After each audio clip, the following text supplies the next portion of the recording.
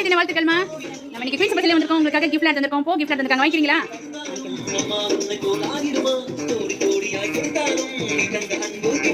Okay, கிஃப்ட்லாம் வாங்கிட்டீங்க. உங்களுக்கு பிடிச்சிருக்காமா?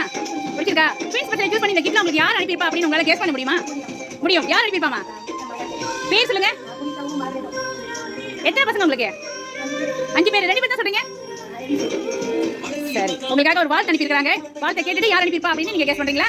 Okay. அம்மா, நாங்கள் உங்களுக்கு நன்றி சொல்ல வேண்டிய காரணங்களை எழுத உட்கார்ந்தால் எங்களால் அதை ஒருபோதும் முடிக்கவே முடியாது.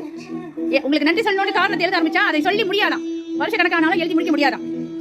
நீங்கள் தான் எங்கள் வீட்டின் இதய துடிப்பு. நாங்கள் அடைந்த ஒவ்வொரு வெற்றிக்கும் பின்னால் இருந்த அமைதியான பலம். நீங்க இருந்ததுனால தான் எல்லாத்தையும் எங்களால் சாதிக்க முடிஞ்சிச்சு அப்படின்னு சொல்லியிருக்காங்க.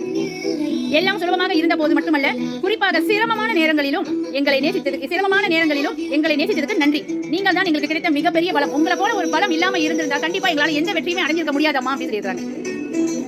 உங்களுக்கு இந்த உலகத்திற்கு நீங்கள் ஒரு தாய்.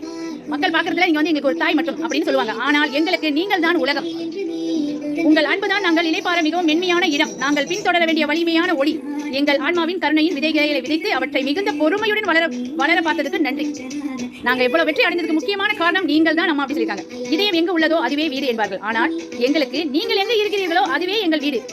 நீங்களாக இருப்பதிலேயே ஒவ்வொரு நாளையும் இன்னும் கொஞ்சம் பிரகாசமாக்கி ஒவ்வொரு சுமையையும் இன்னும் கொஞ்சம் இலகுவாக்கியதற்கு நன்றி. வார்த்தைகளால் விவரிக்க முடியாத அளவிற்கு நாங்கள் உங்களை நேசிக்கிறோம். ஐ லவ் யூ அம்மா அப்படின்னு சொல்லியிருக்காங்க. அவங்களோட வார்த்தை உங்களுக்கு பிடிச்சிருக்கா? பிடிச்சிருக்கு. சரி, இப்ப யார் அனுப்பியிருப்பா அப்படின்னு அம்மா சொல்லணும்.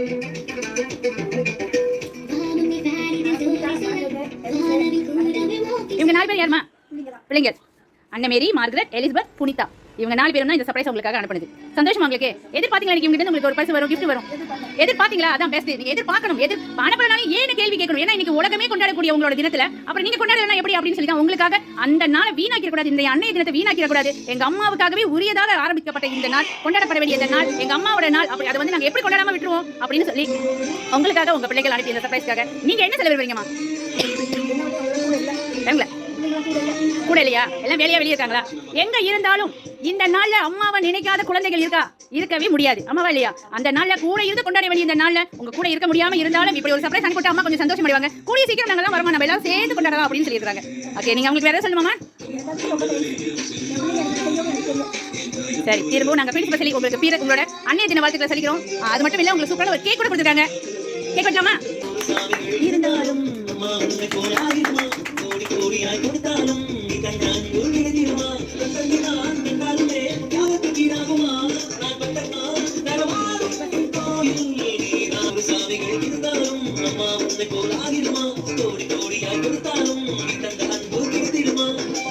ஓகே, திரும்ப நாங்க பிரின்ஸ் பத்தில உங்களுக்கு அன்னைய தின வாழ்த்துக்கள் சொல்லிக்கிறோமா? தேங்க்யூ so much மா.